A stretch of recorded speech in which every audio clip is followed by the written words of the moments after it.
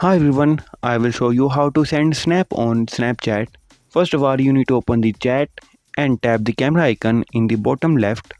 Now, you need to take a picture, and if you want to write anything, then tap the T icon on the top right.